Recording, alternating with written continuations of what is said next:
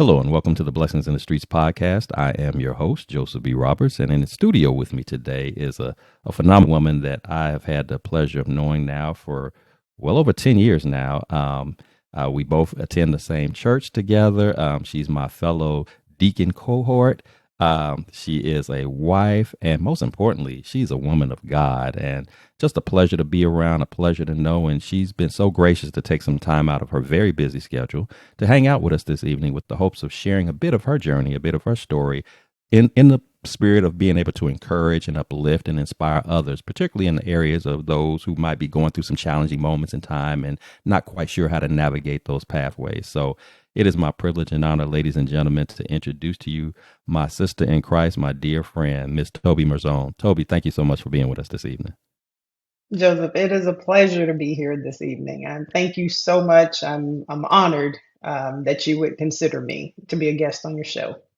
I'm honored that you accepted, and we're going to have a good time tonight. And I truly believe that somebody's going to be blessed when it's all said and done. So I'm excited to learn more about your story and just another element of you that perhaps I didn't know previously. So we're going to jump right on into this thing and get it started. But before we get into our segments, I do want to give you an opportunity to share with our audience a little bit about yourself, who you are, where you're from, what you do, kind of give them a taste of who is Toby Murzone. So thank you, Toby Murzone. I am originally from a town called Pittsburgh, Texas. You probably have not heard of that, except for at Northeast, as it's been referenced. But I was born and raised there. I moved to Dallas when I was 18. I grew up in a household of brothers and sisters, and I'm sure we'll touch on family life here soon. But I grew up in what we would know as the country, and so then I moved to the city to go to college. And so I have been here for well over 30 years, probably closer to 40 years. But I'm excited to be here. I'm excited to serve in the house of the Lord at Northeast Bible Church, and happy to be here with you today. Awesome, awesome, and you're correct. The first time I heard mention you about being from Pittsburgh, of course, naturally I'm thinking Pittsburgh, Pennsylvania. No, Pittsburgh, Texas. Okay, didn't know that there was a Pittsburgh in Texas, but Yes. hey, we found that out today. If you didn't know beforehand, so that's awesome. That's awesome. So, Toby, when it comes to the telling of our stories, our journeys in life, I'm a firm believer that in order for us to capture the full essence of where our story is all about and the meaning of it all, we would be remiss if we didn't go back to the very beginning of where it all starts. And so that's exactly what we're going to do right now. So if you would, I want you to kind of reflect back to Pittsburgh, Texas, coming up in that, as you refer to as in the country. And if you would Yes. kind of share with us, what was it like for you growing up? Fond memories that you have about growing up, as well as if there was any challenges growing up in Pittsburgh, Texas. Please share with us, kind of give us that foundational basis of where your story begins. Wow. So I'm going back many, many years here. So I grew up in a household with my mother. My grandmother lived with us, my mom's mom, and I had three sisters, and then there was three brothers, and then comes Toby. So I am the youngest of seven. I have a brother who is deceased, and I would have to say, a very happy and lively childhood. I was pretty athletic. I played softball, if there was anything with a ball in it, I played it. And if you were to ask my brothers, they probably would have told you that I was probably one of the best running backs and wide receivers that there was. So I grew up as a tomboy. I was an avid softball player, and I played shortstop, third base, second base, you name it. I was probably on the field. I played in an organized league until I was 18 and moved away. Um, and it was with my mom being a single parent, as you can imagine, with seven children, there are challenges, there are struggles. But my mother was a woman of faith. My mother was a praying woman, and you would have to have seven children.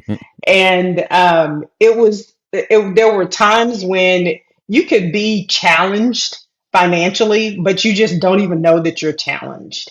And I would have, as I look back on it, I do think back like, wow, how did she do this? But it was nothing but prayer and the grace of God that carried her through to raise seven children. And we are all happy, healthy, gainfully employed, no criminal records or anything of that nature. She was a woman of structure. She was a disciplinarian, and sometimes she could discipline you without saying a word. She would just look at you from the choir stand, and you knew at that moment what she meant. So I would have to say for me, growing up was a great childhood. I was in band, so my mother was always a chaperone. So pretty much I spent a lot of time with my mom. My grandmother pretty much kind of took care of things from home as far as cooking and doing those things that grandmothers do, making sure that her grandchildren were taken care of. And I was kind of, I would have to say, probably grandma's pick, being that I was the youngest child and the youngest grandchild. Now, if my siblings were around, I would probably tell you that is not the case and they would disagree. But I do believe that I probably was the pick of our family. So, but it was very much a fun childhood. There were other challenges that I faced as I was growing up. Being a female child in an area where a small town, and so there were just challenges that sometimes people face that they don't know what to do with those challenges. And it's like, do you communicate these challenges? Do you not communicate these challenges? So just learning how to process that, and we'll talk a little bit more about that, I'm sure, as we talk about some of the other challenges and how I've had to overcome some things. Awesome, awesome. I appreciate you sharing that. Hmm. Is that does give us a little bit more perspective as to your beginnings and all, and some things that of course that I'm learning for the first time. You come up in a big family, but yet Mhm. single parent household, and like several of my guests that have come on, it's always puts a smile on my face when I hear about people having grown up in a single parent household. I did as well.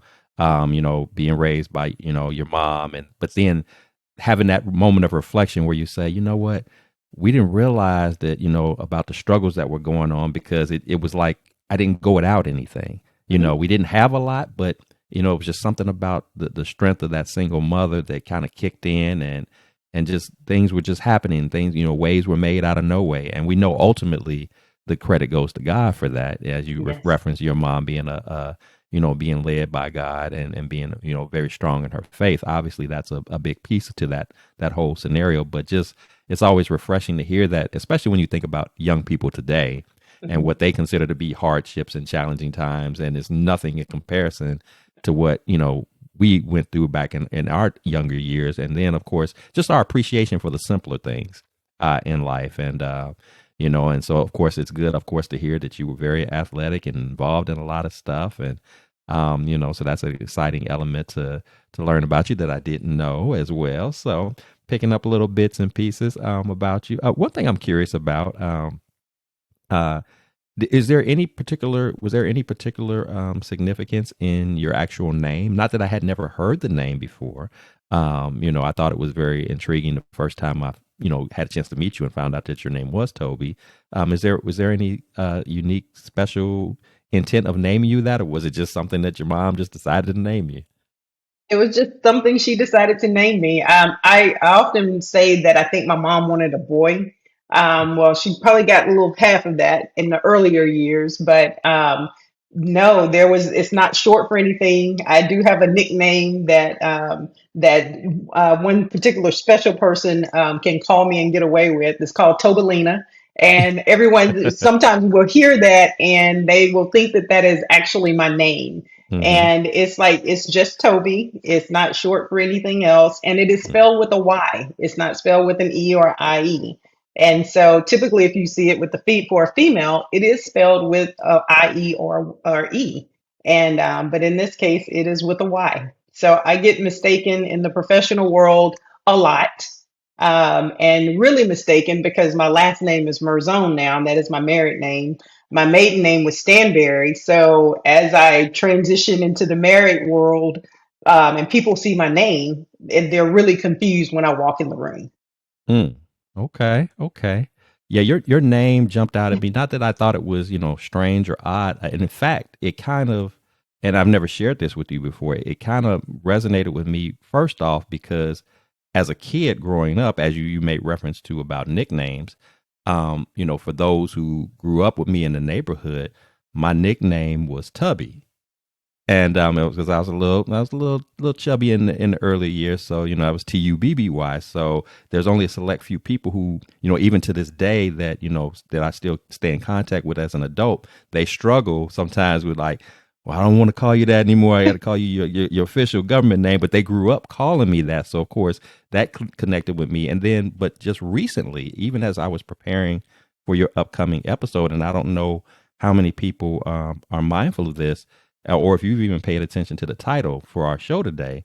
The title of our show today is God is Good. And I actually looked up your name to see what the biblical meaning of what your name is. And that's what it means, is God is God good. is good. And so I felt like, you know what? I don't know if she knew that or not, but I didn't take that as an accident. I felt like there's No, a connection here. You were, just you recall just recently in church, our pastor recently spoke about the significance of the name of the and how name. that used to Yes. be a big thing, particularly back in biblical days. You don't just randomly name something. There was a meaning behind what it represented. And so I saw that and I was just like, coincidence? No. Random? Wow. No. No. No. Yeah, and it fits you so perfectly, especially my knowing you in today's times and what what works that you do in church and just how you lead your life in general. It suits you perfect. It's almost like there was no other name to name you but that, because everything about you and about your life is symbolic of what it means to understand that God is good in everything, even during those moments and times where we might feel like we're going through and having challenges and storms or whatever. God is still good, He's and still you are good. you are the epitome of walking in that, and which of course I'm sure played a role even in your being selected as in our deacons membership at church. So, I just thought that connection was just awesome and powerful. And I was like, yeah, when I saw that name, I was like, that's the title of our show today. It's just, there's nothing else. It fits perfectly with you. So Thank you for yeah, sharing that. I love a- that. absolutely. Absolutely. So when we talked about your childhood coming up, and obviously you had a wonderful childhood, in spite challenges that come along with it, single parent home, seven of you, and as we enter into our adult stages, there are various amounts of different experiences that we encounter, but also as we live long enough, you're going to also encounter a series of storms. Mhm. And some of those storms are a little bit heavier than others. We sometimes get hit with some situations and circumstances that we kind of feel overwhelmed by. We might feel like, I don't know how I'm going to get through this, even if I'm really normally good at navigating through stuff. Every now and then we get hit with that thing, that situation that is a weight and a burden on us, that we might feel hopeless. We might feel a bit of a struggle. We might not see a way out. Even being a woman of faith as you are, you can still, even as a believer, sometimes have doubts, sometimes have worries and concerns. So with that said, I'm interested in knowing, if you would share with us about a time where you felt like that you were going through a challenging time in life. You weren't quite sure how you were going to navigate your way through, how you were going to overcome that particular situation. Obviously, thanks to God, you are here today to speak on it. So I'm going to accept the fact that God delivered and made a way. But nevertheless, at that time, you might have felt otherwise. You weren't quite sure. So if you would kind of walk us through whatever the story is that you're going to share with us. Kind of tell us what that experience was like for you, and what was ultimately the turning point where you began to see sort of that light at the end of the tunnel, where you were kind of coming up out of that situation. Wow. Wow. Two life-changing situations surrounds loss, experiencing loss. I lost a cousin who I was very close to. He and I were like brother and sisters. He was 6 months older than I was, and this is my mom's sister's son. And my mom and her sister were very close. My mom was the oldest, and my aunt was the youngest. And so we were raised very close. And 2 weeks after we graduated high school, my cousin drowned. He Hmm. drowned in their neighbor's pool. And I was in DC on a band trip, my mom and I, at the time when we received that news.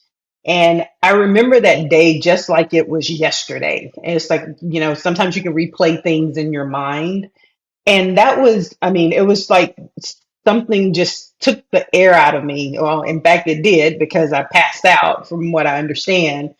But it was one of those things that it's, what do I do now? I mean, here we are. We just graduated 2 weeks ago, celebrating and planning lives. And we buried him the day that he was supposed to leave, going into the Navy.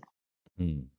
And so in my mind, I think I blocked out a lot of things. It was just like he's just going to the military in my mind because that was the plan. And it took me a while after I moved away, because here I was in the midst of preparing to move to Dallas to go to school. And it took me a while to kind of come to grips with things. But before I left home, it was like everyone kind of gravitated to me. It was almost like I was being smothered, Mm. for the very reason that I think people were afraid that something could happen to her. And that was the first loss that we really had ever truly experienced in our family, first tragedy. And it was just, in being 18, I didn't really know how to process it. I didn't really know how to communicate um, what I was experiencing at the time. And so when I moved away, it was at a point where if I go home, I have to face that. I have to face what's really there.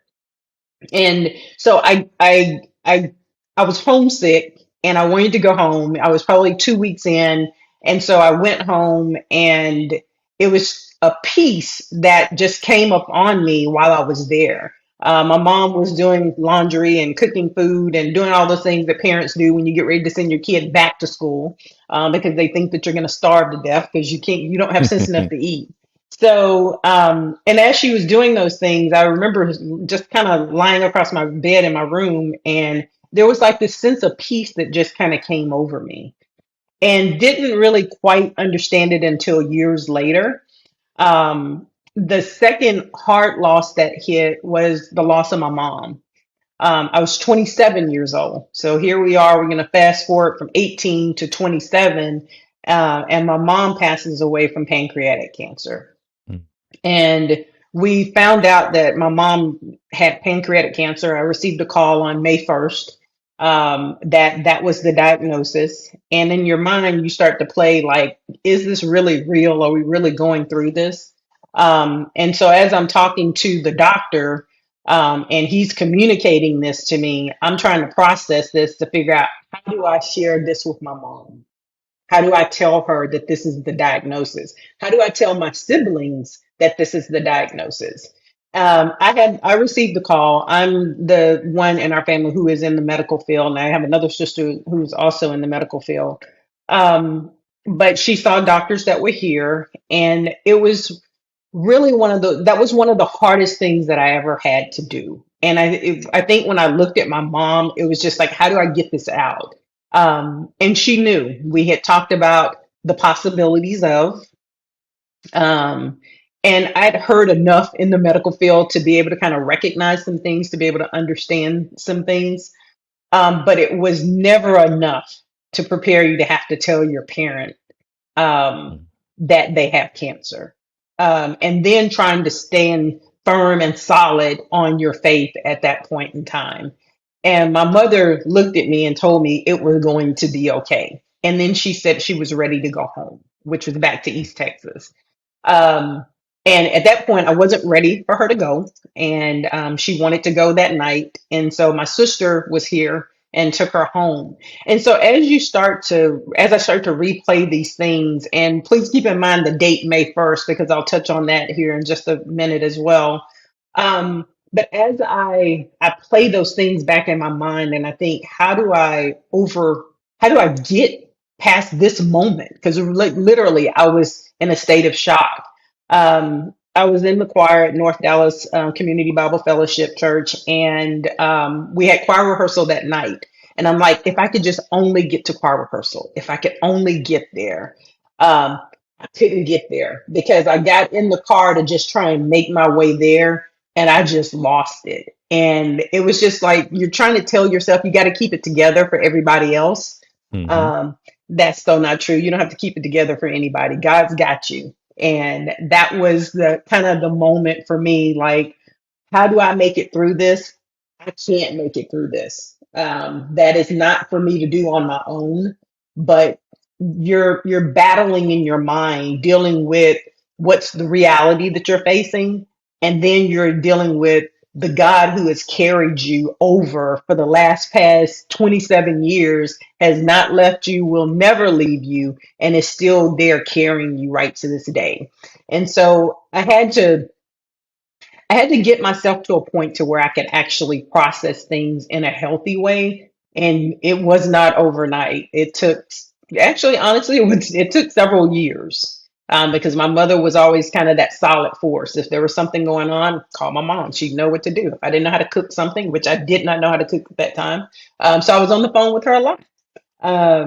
You call your mom, and so then I had to figure out what to do when that day came, when she was no longer here, when she transitioned to be with the Lord. um, I was in a place of comfort, um, but I was hurting, and I did not know how to deal with that hurt. I did not know how to process it. And then I discovered I had no coping skills, because my mom was always there. I could just always go to my mom. She would validate those things. But here I am now faced with having to process all of this on my own. And so that was, wow, that was kind of one of the hardest things I had to deal with, because the death of my cousin kept popping up.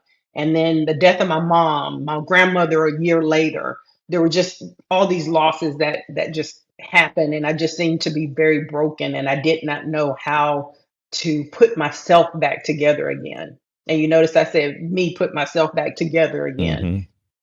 It was well beyond my control, not anything that I could do for myself. Literally, me getting up to get ready to try and go to work some days was all I could do. And it led to a state of depression. Wow. Wow. Well, I appreciate, of course, your transparency and sharing that. There's something about losing a parent or another, family member that's very close to you, as you share with both of these stories, with the cousin and then ultimately your mom. And I guess a couple of takeaways from that. Again, and I kind of have to fast forward to today as well as what you went through, because the whole purpose of me asking you about what the beginnings were like for you growing up, and in those challenging moments in time when we're going through them, they don't always make sense. Like, why am I going through this? Why is somebody that God, that these people mean so much to me? Why would you take them from me? Why would you allow them to have to go through Yeah. situations like this?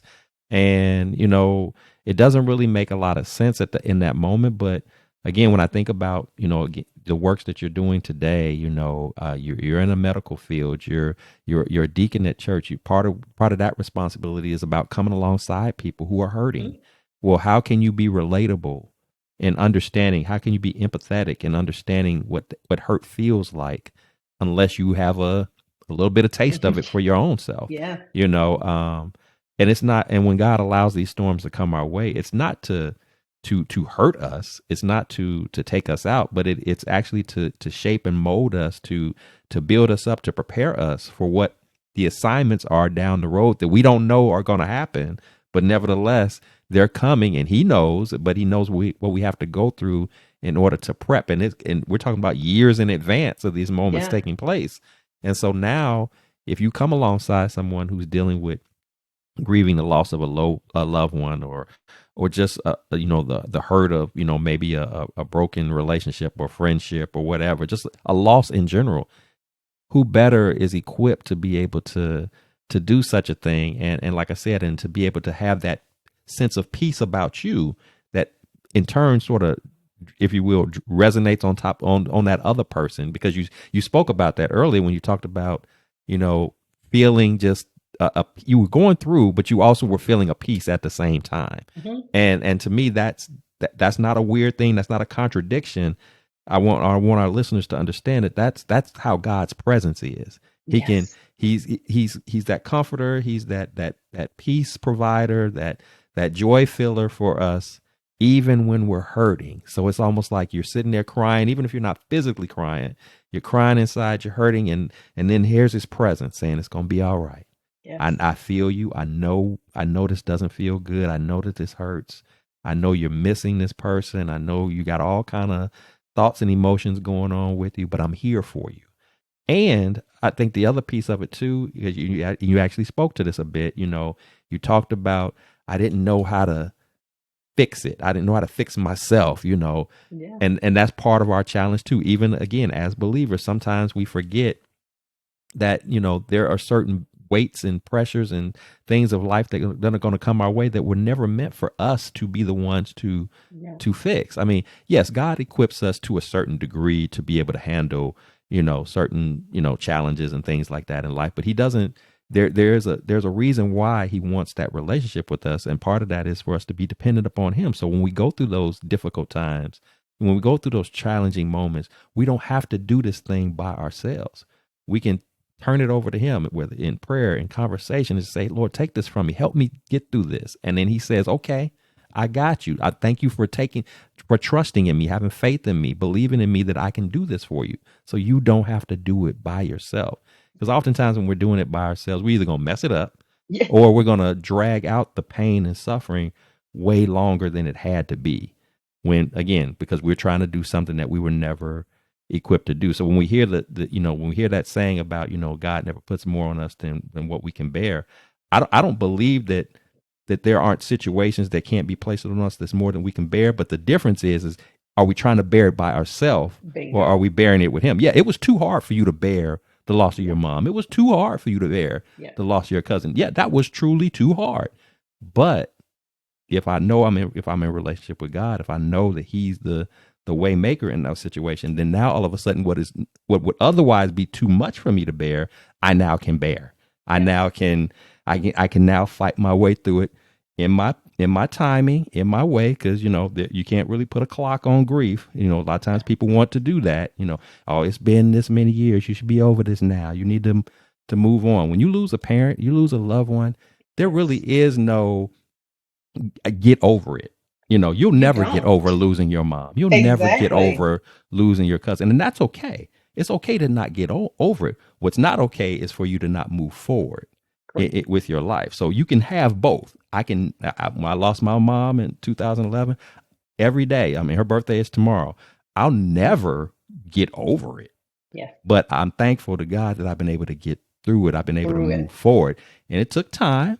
Each year the sadness transitions more into the The happiness, the, joy. the fondness of the memories, and those moments when you're trying to deal with something and figure out how to do something, and all of a sudden you hear that voice in your head. It's one of those times when she told you to do this, or she said something Yes. comes to memory about a lesson that she tried to teach you, and you might have even in that moment been resistant, didn't want to hear it, but Yes. now all of a sudden it makes sense, and you're like, okay, and then that lets you. It brings that smile to your face because you know that they're still here inside of you. So definitely appreciate you sharing that, and for hopefully for my listeners, understanding what this feels about dealing with loss, dealing with grief, and that you can get through even a storm as significant and severe as that.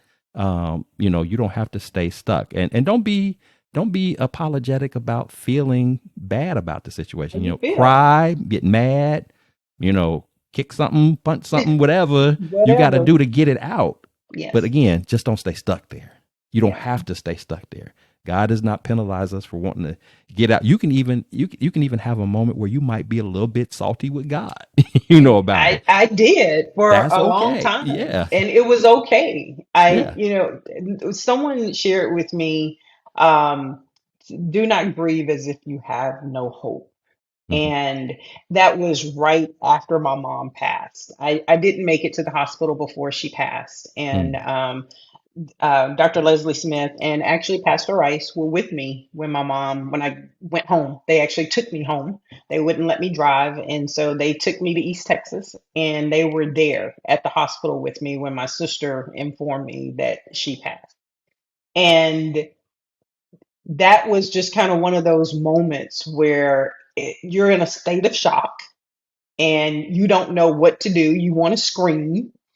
And I vaguely remember my sister covering my mouth as if she knew what would probably come out next because I wasn't there.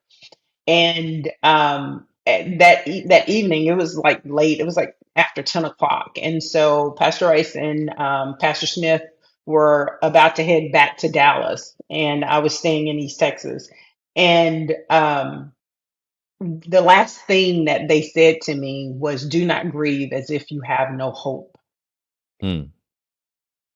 I didn't like that statement at the moment, if I will be honest, because I wanted to grieve however I wanted to grieve. And I didn't sleep that night, and probably around 3 or 4 o'clock in the morning, it was just like there was that peace thing that came back. Mm. Um, and then I started thinking of all the things that we need to do to get prepared. And I'm kind of a planner. And I'm like thinking, what do we need to do first? What are the first steps? So I come out of the grief, not coming out of the grief mode, but my mind starts going into planning mode. Mm. That, we have a lot of things to do. We have to get ready. We have to get her ready. There's just all this stuff that needs to take place. And so I start going into that mode to not deal with the mode that I was in. Mm. And that was a very challenging time. And then it came back to me again, do not grieve as if you have no hope. And so I didn't quite, like I said, I didn't quite know how to process any of this. Um, this was all fresh wounds, basically, and you're trying to figure out, how am I supposed to be now? Mm. How, I mean, you have people coming to your home, they're in and out, people are calling you. And I'm an introvert. So for me, when there's a lot of people around me, it makes me really tired. And so even then at age 27, I was an introvert. I didn't quite understand that and what all of that meant. I just know I was like completely exhausted because I had all these people that were coming in and out around us calling. And I'm just like, can we just make it stop? And Mm. so I would just kind of want to disappear. And I'm like thinking, my car is not here. I mean, I can't just leave and go to my brother's, or I can't just leave. And so I'm here. And so, my sister's like, well, it's fine. You'll be okay. No, I won't be. This is just too much going on around me and too much to process. I just want to be by myself. Um, and typically, when someone passes away, people don't want you to be by yourself. And I guess Right. the battlefield of the mind kicks in. But that was all I wanted. I just wanted at least an hour to myself. And I could not get an hour to myself. But it kept coming back to me, do not grieve as if you have no hope. And then I kept just, the next day, I won't say it was easier the next day, but I was able to start processing things a little bit differently because number one, my mother was no longer suffering and she was in the place that I was trying to get to. Mm-hmm. So at that point, you can't help but be excited. Even though your heart is heavy, you have all kinds of anxiety issues and things that you're trying to process, but you're happy, you're excited that she's in a new body. She is no longer in pain. They're not having to pump her up on pain meds to keep her comfortable. Um, and she knew she looked better than she did when she was here. And Mm-hmm. so she's smiling down because she made it in. And that was the thing that gave me some comfort. And that was probably around day 3 was I was able to have that sense of comfort. And I was able to smile, and it was a genuine smile. Not to say that my heart still wasn't heavy, not to say that I was everything was good, because it wasn't, because I was on a roller coaster ride for a very, very long time. But then there come those times when you just kind of go into your hole and you're by yourself and you don't know how you're going to come out. Exactly. And that's when you have to hold on to God's hand. It's not something you can do on your own. And I had to learn those things at a very, very early age, that I had to, this has nothing to do with me, but it's all about God and me trusting God. Yeah, and again, to the point of, that relationship with God and why it's so significant. And I think about something, you when you started off this second part of your explaining this, you mentioned about, I'm a planner. Hmm. And you know planning is great from the standpoint of, being organized and having, set ways to take care of things. That's how people get things done. The better the planner you are, the better scheduler you are, da da da Yep. da. But it resonates differently when it comes to God, because Yes. sometimes what ends up happening is that, even if being, even that being a good skill set that you have, sometimes it can be a detriment to you in terms of blocking that relationship with God. Because if I'm a planner, then that means I got everything under control. That's the mindset, that I Bingo. got it all under control. And God is like, do you? I gifted you with this talent to plan, but I never intended for you to plan to do Yeah. life without me. And so, Yep. again, part of the reason why these storms come into our lives, whatever those storms may be, Mhm. especially for a planner, for example, is I need to disrupt your plan. I Yep. got to put you in a chaotic situation where you can't plan your way out of this. You can't open up your book and put all your dates and your times and the steps and all Check. that. I gotta get you out of the check the box mindset, Yeah. and instead check with me.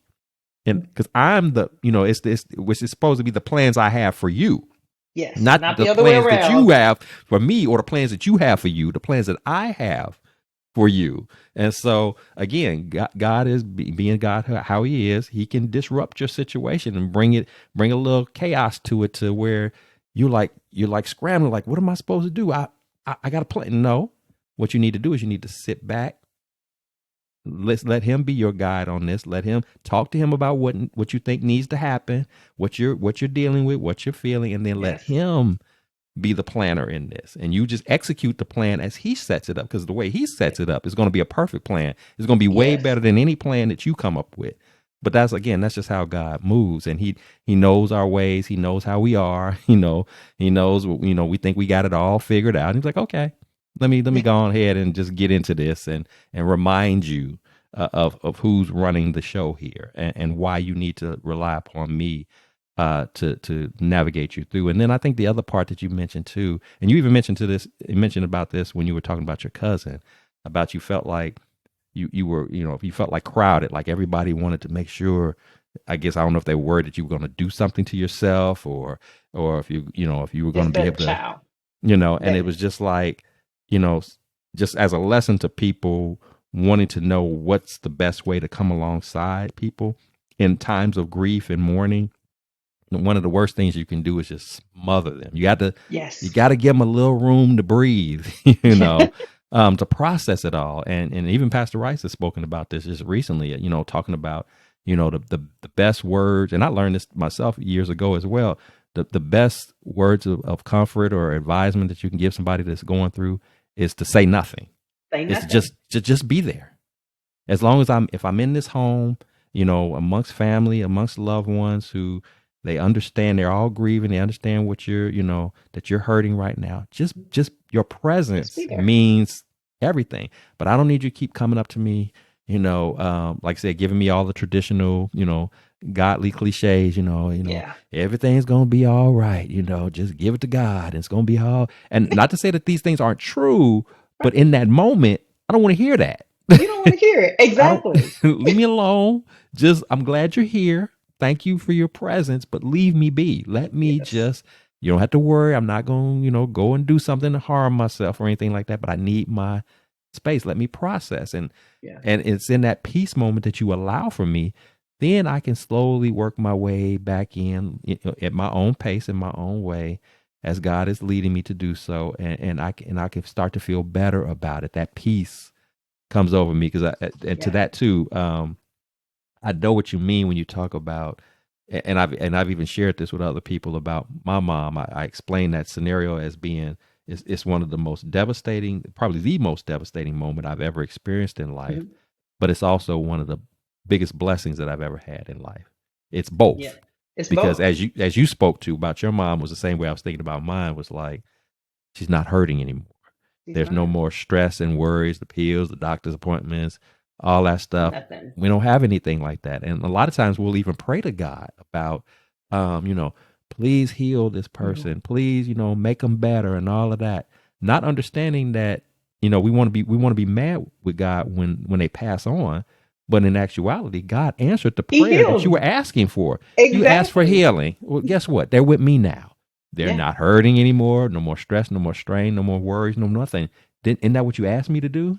Now I Yeah. did. Now I get it. I didn't do it the way you thought I was Bingo. supposed to do it, but I did what you asked me to do. I lived up to my word, to my promise that you ask and you shall receive. And And I you shall did that. receive. I did that. Now but again, if I'm trying to, I can't go to God and ask him to move in a particular situation and then tell him how How to he's going do to it. do it. Like who's But who's those God and who's not?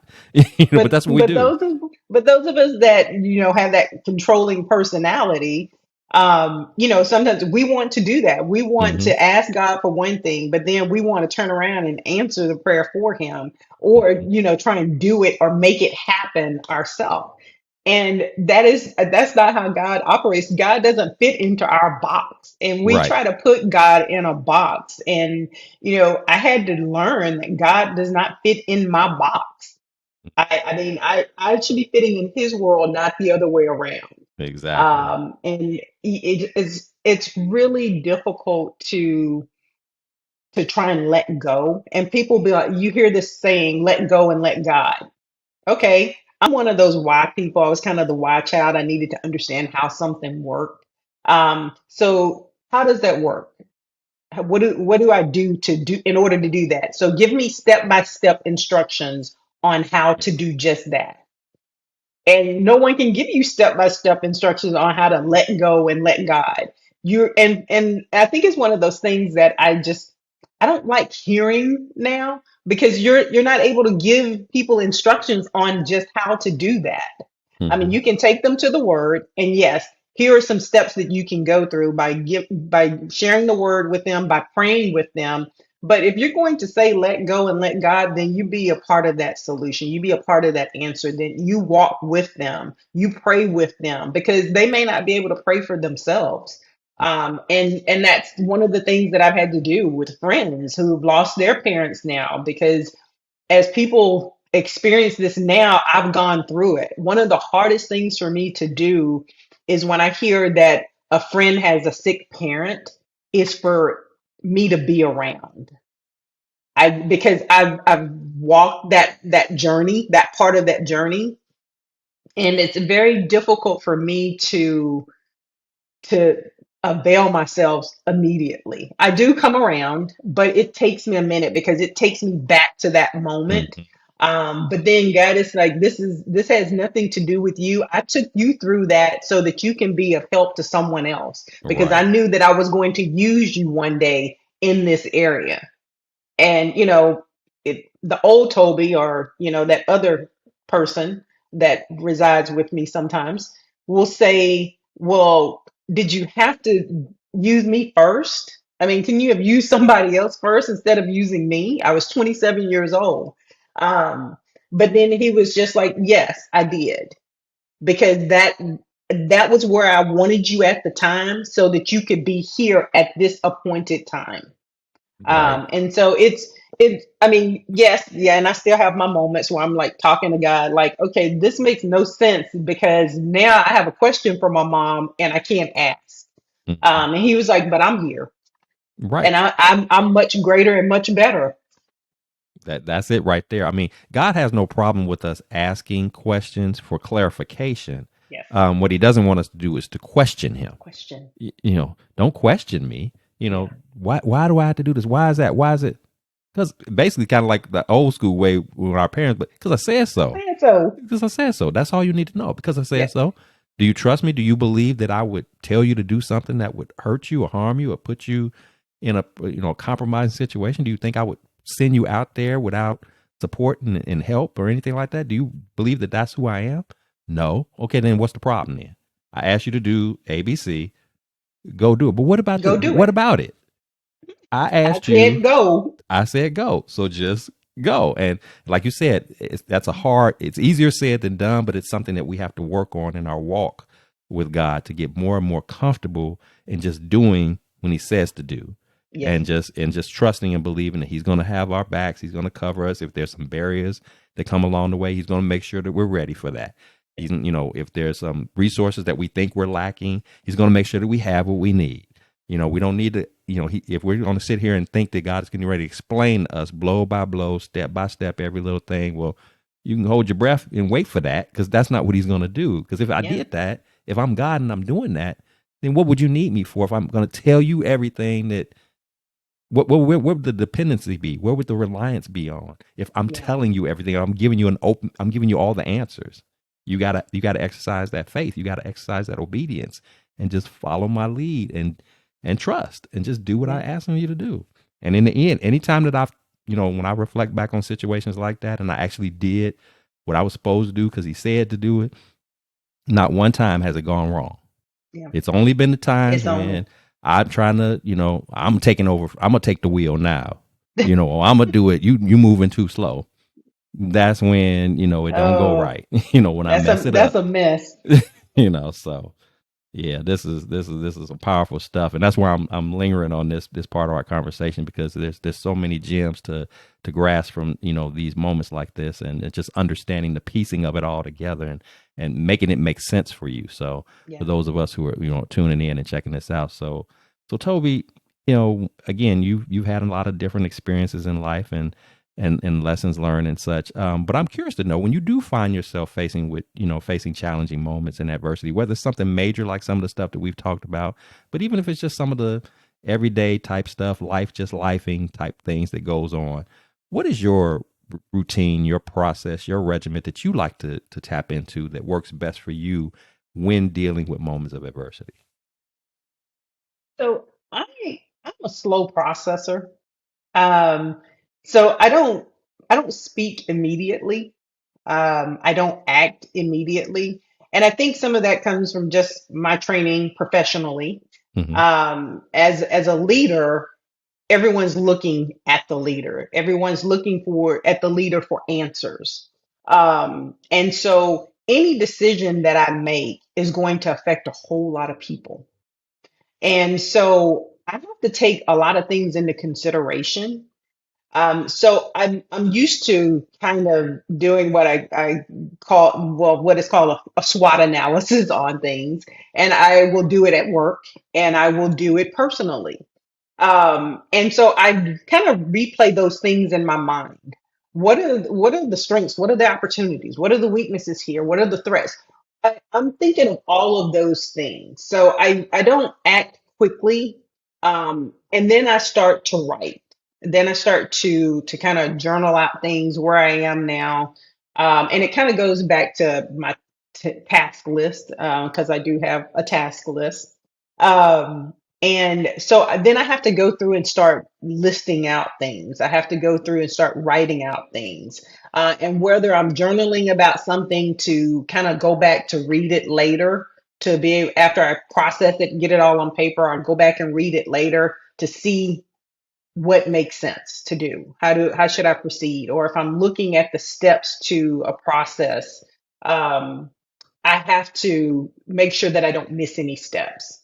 And that's why that slow processing comes in for me, because I do have to think of so many areas. And I know I do it in our home life. And I know my husband is probably sometimes thinking to himself, sweetie, just, it's okay, just make a decision. But I need to look at all areas. And I know he appreciates that, but it's just, that seems to be the process. And then my go-to is not to pray first. My go-to is to write first, then pray. And I'm trying to reverse that.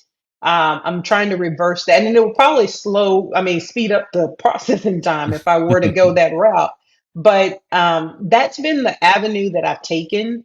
Um, but it's not the right way. And I know that it's not the right way, because God should be my first step. God should be the first one that I go to when I'm having um, to make decisions or process information or do anything, instead of going through thinking, what are the things that need to happen here? And so it's a little difficult for me, and that's a process where I'm actually growing in. And then I will, in some cases, I go to God first, and then I go to making my list, even before He has spoken. So I'm not sitting still long enough to wait for Him to order my steps. And so I'm a work in progress. So as we all are.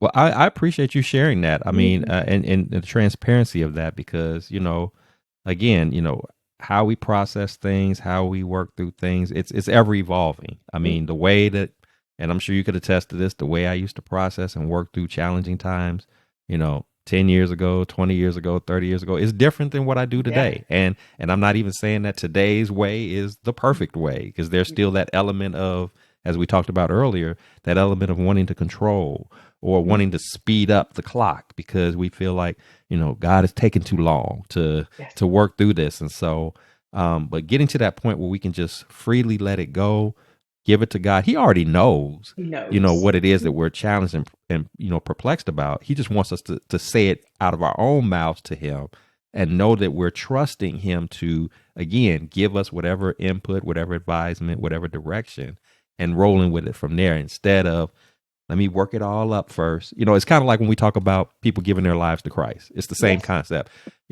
I know I need to do it. I know it's the right thing, but I gotta get myself We together gotta first. get right. I gotta clean myself up first. I gotta do this first. I gotta do that first. When we're like, well, the church is a spiritual hospital. You don't go to the You don't have hospital to. having an ailment or a sickness or an injury, and you try to heal yourself and fix yourself up first before you go to the hospital. That kind Yeah. of defeats the purpose, and you might do it the wrong way and cause more problems, More more sickness, damage. more damage. Come as you are, Yeah. and then let the doctor, the chief doctor at the hospital, fix you. It's the same concept, but we do that with, again, our moments of adversity and challenges. We're so busy wanting to try to fix it, or Yeah. thinking that there's other ways that we can make it go away. We can throw some money at it, or we can make a phone call and make it go away, or whatever. And that's just It not doesn't how it's work that supposed way. to be. So, again, I appreciate you acknowledging the fact that, hey, I'm a work in progress. I got some. Obviously, I'm not saying that even your whole process is wrong. You're just acknowledging that, hey, I'm doing some things that are in the right direction, but I'm also acknowledging the fact that there's some things I still need to tweak and still need to make better, so that whole smoothness of it all can just flow a little bit more nicer, a little bit more easier for me, instead of me throwing my own little kinks and such into the mix of it. Then God didn't say, I didn't ask you to do that. I did not Yeah. tell you to do this first, or I did not tell you to touch that. I said, just tell me what's going on, Tell me and then I will tell you what what to part do of it next. that I need you to do. So yeah, it's just recognizing, as you said, recognizing the order. Yeah. Order my steps, not me ordering his Right. steps. When, So it's funny that you say that because when I have this thing that I say to employees, and managers hear me say it quite frequently. When things are out of order, there's chaos. And God is a God of order. He is not a God of chaos. But we create chaos because we are trying to overstep someone. And mm, I can count on probably, both hands just in one day how many times people try and go before me or go above me. mm, At the end of the day, it's going to still come back to me because you've done things out of order. You're going to try and go around me. It's going to still come back to me because it's done out of order. And if it does get past me, I promise you something's going to happen and it's still going to come back to me, but it's going to be very much more chaotic. right. And so it's one of those things that I have a little sign in my office that says that when things are out of order, there's chaos, and that lets people know that there is order here. There has to be order here. And what's the chain of command? What's the order? How do we begin with order? I, I'm the first to say I don't have all the answers, but that is one area that I am saying, okay, I don't have all the answers, but I know who to go to that does. Mm-hmm. And so I'm not my own leader. My leadership style is that I have an audience of one, and that is God, and that's who I have to listen to. And He's taken me around roadblocks and traps and everything else. And He's kept me safe. He's guided me. He's ordered my steps. And so I think that people really need to hear and understand that God is a God of order, and not of chaos, not of mess, not of trouble. But he will allow you sometimes he will leave you to your own devices. Mhm. And it's going to be interesting, and you will recognize his strength and his power eventually. No, I totally agree with that. There have been many times he's sat back and said, "Okay, Joe, go ahead. You go ahead Go and do ahead. that. Whenever you're done, I'll be over Let me here. know. Just let me know when you done. Like I said, Yeah. bumping that head. Just doing some old knucklehead stuff out here. You know that this is out of order, and that's so Yeah. important. Like you said, if there's no order, there's chaos. I mean Yes. that couldn't be any more truer, and it just reemphasizes the fact that God needs to be a part of every aspect of your life, Everything. not just during the difficult times, but during the good times, not just in your family, but in your Mhm. work life and all that. Like you said, as a leader, you know, one of the big keys to being an effective leader isn't how smart you are, how Mhm. much experience you have. I mean, those are good characteristics to have, but where are you getting your source of direction, your source Yes. of guidance? And if you're saying, hey, I have an audience of one and I'm going first with God, I'm letting him lead my leadership style, then chances are Mhm. the likelihood of you being connected directly to or being the cause of chaotic, out of order situations are minimal because Yeah. of who you're drawing your guidance and your direction from. Yes, I do technically on paper have a boss that I report to or whatever, Yes. but at the same time, while I acknowledge that chain of command, I also acknowledge who's ultimately at the top of that chain of command. And Exactly. and if the two clash, then Ye- then we're probably going to clash. Yeah. Because if you're asking me to do something that is kind of rubbing Out of against order. my moral fiber, is out of order. You this is Yeah. not this is bigger than the company policy and the rules. I'm not trying to be insubordinate and defiant. Yeah. I'm just saying, But this is how I roll. And yes. if you're trying to take me in a completely different direction, then we might have a problem. We Yeah. we need to fine tune that because that's just not who I am. And Correct. so yeah, that's definitely important that you brought that up, and I'm glad that you did because it's again just another valuable nugget of lesson to take from that. And for those particularly who are serving in leadership capacities, Hmm. whether it be in the workplace or even in church, Yes. just knowing, being mindful of how you conduct yourself and what you say and don't say, how you behave and don't behave, and what that energy, what that vibe, how it may come off in a positive way or in some instances a Um, negative way. yeah. So you have to be conscious of that at all times. So Toby, if you had a chance to speak to the younger Toby, if she was sitting across from you, Toby of 20, 30 years ago, that she doesn't know all the lessons and didn't have all the experiences that you have on your record today. If you could talk to her, or perhaps if there's somebody that's listening that's kind of in the same mindset that the Toby of old used to be, what would be your words of encouragement, your words of inspiration that you would have for the younger Toby or somebody like her, that you believe that if these particular nuggets of information, this ounce of wisdom, if you will, would be beneficial in just learning how to navigate the challenges and storms of life, and just putting yourself in a best position possible to be, you know, drama free or chaos Hmm. free, if you will. What would those words of encouragement be from you? Wow. I uh, two things. One, be still and know that I am God, because with my personality, sometimes I feel like I have to be moving, I have to be doing something. Um, Standing still used to be one of the hardest things for me to do. And I say standing still, sitting still, standing still, whatever still was just hard for me to do. I was pretty hyper, pretty active. And so sitting still to wait to listen to God, it's like, okay, well, can he not talk to me while I'm walking? And it's kind of me going to put God in a box again, like, okay, come on, let's go. Um, be still. And it's okay to be still.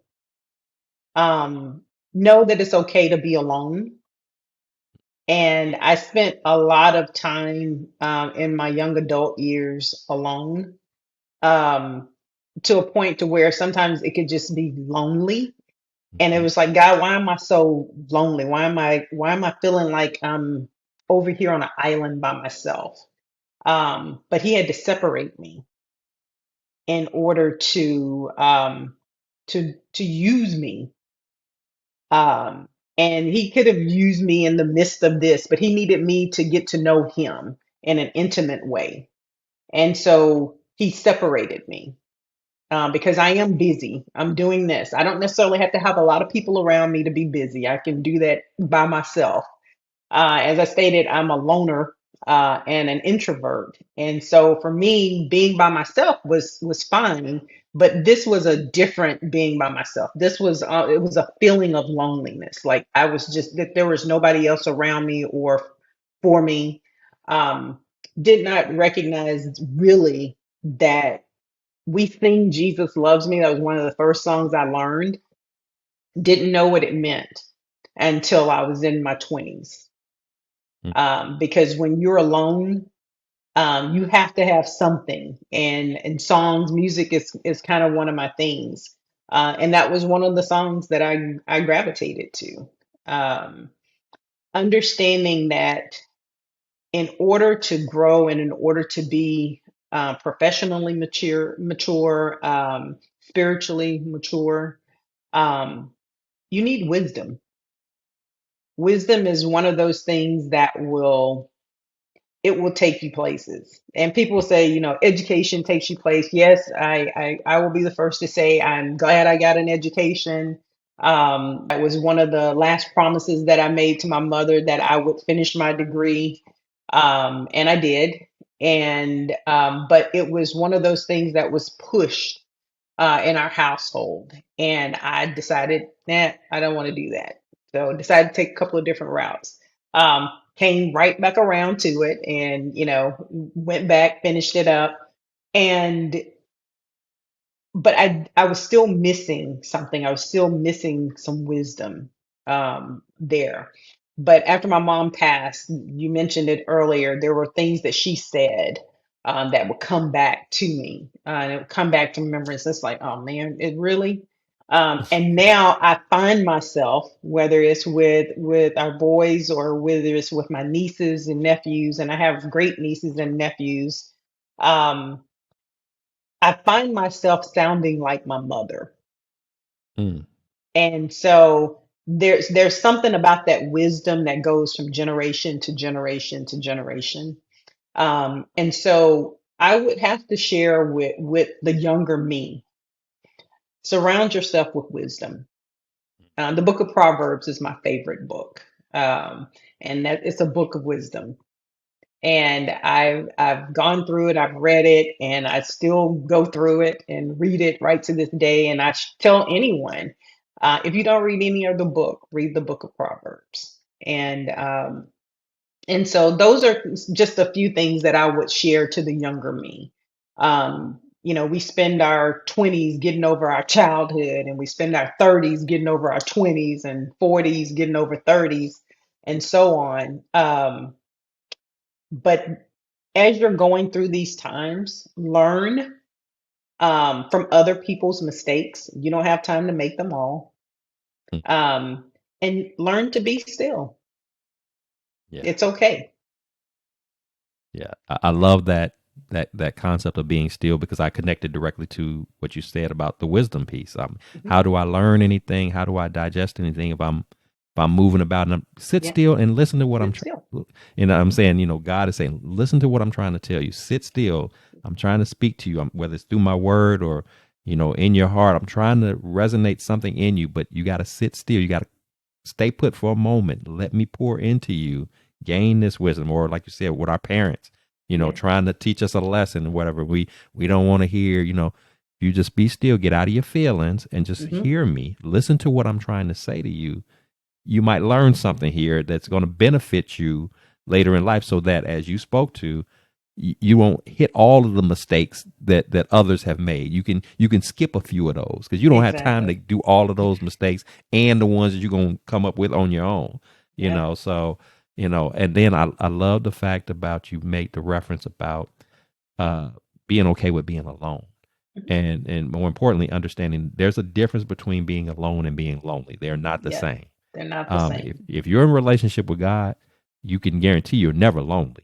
Yep. And in your relationship with God, you're never alone. But Yep. sometimes you need to be by yourself to To again hear. to be centered, to be focused, to whether it's again to get information wisdom wise, or to, as you said, sometimes it's I need to be alone to heal. I need to Yep. be alone to process. You need to have that quiet time, whatever that is for you, Whatever. whether it's Yep. late at night, whether it's early in the morning, a certain part of your day, whatever that is for you. Everybody needs that moment to just to be at peace, and then Yes. let God's peace resonate within you in whatever way it needs to for whatever point in life or whatever season you're in at that particular point in time. So that's excellent advisement. Excellent. So, Toby, it has been a pleasure, a treat having you on this evening. Learned so much more about you that I didn't know, but even more than that, it just adds a whole, added layer of an already great deal of admiration and respect that I have for you. You just doubled it and tripled it, some even more. Just sharing your story, and I appreciate you doing so and doing it in such a transparent and authentic way. And I know I've been blessed. I know my listeners are going to be blessed by hearing your story. So it has definitely been a pleasure having you, and I'm so glad that you accepted the invitation to do so. But of course, as was customary here at the Blessings and Streets podcast, before I do let you go, I want to have an opportunity to love on you, to celebrate you, to acknowledge you. So if you got any good news, again, whether it's personal, professional, doesn't matter, anything that you'd like to share with us that's going on right now. So again, we can celebrate that and acknowledge it. Please do share with us at this time. One good thing that I'm super excited about is my husband Lewis and I will be celebrating 20 years of marriage May 1st. And you heard me mention the date May 1st earlier in our Mm-hmm. conversation. And that was a day that was a very difficult day for me. And so, fast forward from 1997 to 2004, when we set a wedding date and got married. Our wedding date was May 1st. And so it took a day that was a very difficult day for me and turned it into something beautiful. Mm. And so I am happy to say that, in but 30 days, less than 30 days, we will be celebrating 20 years of marriage. So it's been a wonderful journey, not without its hiccups and pitfalls as we experienced, but we were able to hit the pit and come back up. And so that's because we both believe and trust the God who loves us, who created us, and so that's one of the things that I'm just celebrating and basking in the month of April because we're embarking upon something new. And our wedding song was called Seasons by Donald Lawrence. Mm-hmm. And we walked into a new season 20 years ago. And so I'm looking forward to hearing that song with him again on May 1st. So That is that's my awesome. celebration. That is definitely something to celebrate. Congratulations in advance, and that's just another commonality that we have with one another because my wedding anniversary is on June 19th, and it'll be 20 years for us as well. And that date is so significant in the sense that that was my grandmother's birthday. And so Oh, I was very close to my grandmother, and so it was a big deal for me to be able to have that. It just so happened that that day was on a Saturday, and when we were getting married, so it fit perfectly. So it was my perfect. opportunity to, in my own way, have her present, even though I know she had already gone on to be with the Lord. So just having a date that would otherwise be a sad day for you because Yes. my loved one is no longer here. You have something special and beautiful to celebrate on top of it. And Yes. then, like I said, just reaching 20 years, especially when you think about the state of marriages in today's world, Yes. to be able to say that you've made that mark, and you're still standing, you're still fighting, you're still hanging in. I mean, that's huge. And it's Yep. definitely something worth celebrating. It doesn't mean that it was always easy. It doesn't mean that there weren't No. days when you don't get on each other's nerves, and and I don't like you very much Yes. today, but You have those days, and you it's have those okay. days, But you where still love them. right. Yeah, you still love them, and you want to just be alone. Yes. There you go. Leave me be, so I can process because you're Yeah, working that that's nerve it. right now. But like you said, that love is there, and most importantly, you have God at the head of it, and that's what helps you to sustain, especially during those challenging and rough moments. Because as you already know, that's a marathon when you It get married. is. It's a marathon, and there's going to be some hiccups along the way. So definitely, we want to love on you and celebrate that for both you and Lewis. Of course, my audience may not know, but of course, of course, obviously, I have the pleasure of knowing your husband as well, and Yes. very honorable and fine young brother, and so yeah, you're a beautiful couple, and I'm happy for you Thank and you. glad for that news. Well, thank So you, and same to you. absolutely, absolutely. So for my audience, if you've enjoyed our content, the sharing of our stories here today, please subscribe, please share, please like, please comment, because this is what the Blessings in the Streets podcast is all about. We want to encourage, inspire, uplift, being transparent with our stories, with the hopes of touching those areas in your life that you might be able to pull some gems, some nuggets, some wisdom from what we're sharing. Not that we're perfect, not that we got it all figured out, but just giving you that hope, if you will, to know that even in the most difficult and most adverse of times, that doesn't have to be the end of your story, that you can still fight through, you can still work through. But the key component to it all ultimately is, where are you in relationship with God? Because if you have him involved in it, there's no problem, no challenge, no moment of adversity that is too big to handle. And I'm here to tell you that if you haven't made that decision today, I would encourage you, I would implore you to strongly consider making that decision right now. And I promise it'll be the best decision that you've ever made. Myself and Toby, we're not telling you something that we heard. We're telling you something that we know from personal experience. But when you have him at the head and you trust him and you lean into him to be your guide and your protection, the possibilities are endless as to not only blessings that can be bestowed upon you in your own life, but how you can be used to be a blessing to other people. So, with that said, remember, at the Blessings in the Streets podcast, this is the place where your story is your glory, where your relationships are relevant, and your journey is your joy. I am your host, Joseph B. Roberts. Thank you so much for tuning in. Until next time, you keep fighting that good fight, keep persevering, keep pressing through. Know that God loves you unconditionally and wants nothing but the best for you. So make sure that you keep that relationship intact and talk to him about anything. Let him know what's on your heart and what's on your mind, because he just wants to be there for you and provide for you the best life that you can live. And again, to use those gifts that he's placed inside of you to be a blessing to other people. So until next time, you take care of yourselves. I look forward to seeing you again. Have a good rest of your evening. Thank you.